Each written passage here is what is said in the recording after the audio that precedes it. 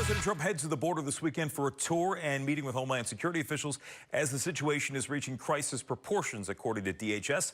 Let's talk about it with my guest tonight, Kelly Hyman, live and up late with me on the Final Five. Kelly, good to see you. Good to see you as well. Thank you so much for having me on your show. My pleasure. I know we've had you on many times before. We get you here. Let's talk about what Homeland Security has been saying. We see the images. We know the president's been talking about another caravan moving up through the South.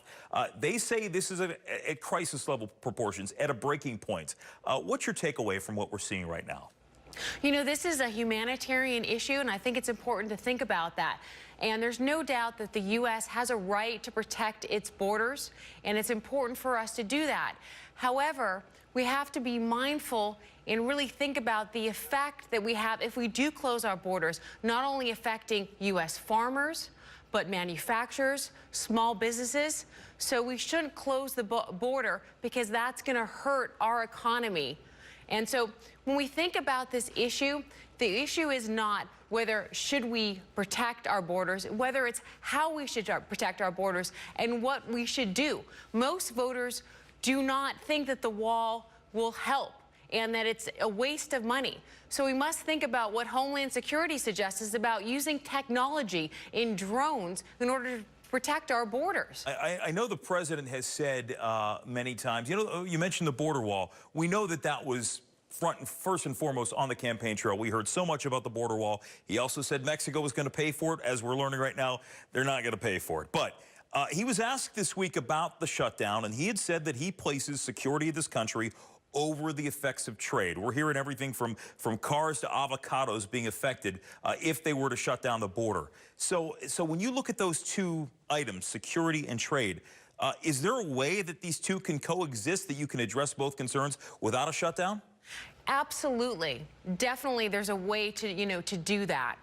We have to think about, as Senator Cruz said, if we close the borders, it's going to devastate Texas. And it's going to devastate the economy for the businesses. So we have to think of other alternative ways or resolutions to do it and come up with a method, whether it's using the technology to the drones to secure the borders. I know a long while ago, and it seems like forever ago when we were leading up to the midterms, which wasn't that long ago, Nancy Pelosi had said that she thought the idea of a border wall was immoral, and then they kind of pulled her back a little bit from that.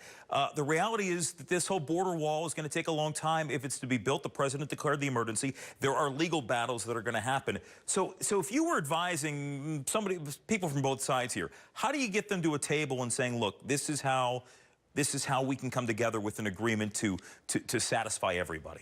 Absolutely. Well, first off, we must look at most voters do not think that the money, taxpayer money, should be used to build a wall. So that's not going to resolve the issue. And also, if we close the borders, it's going to affect our economy. So let's come up with another resolution, a solution that's going to help both sides and is going to make sure that we're well protected but not harm our own economy. And that goes back to using the technology which Homeland Security recommends. I will say, I just want to go back to what you said off the top before I let you go, because I think it's a point worth mentioning.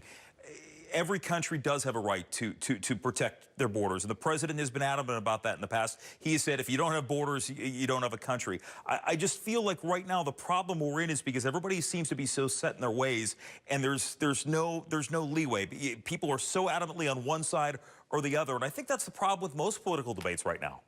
You know, that's a very good point. Absolutely. But most Americans, there's a middle ground. And if people try and resolve the issue and talk about it and come to a consensus that it can be resolved. And that's what I hope to be in our next president. Yep, we'll see what happens with that. Kelly Hyman, it is good to see you again. Thanks for coming in. Absolutely. Good to be here. Thank you so much for having me. Absolutely. And we're back after this in the Final Five.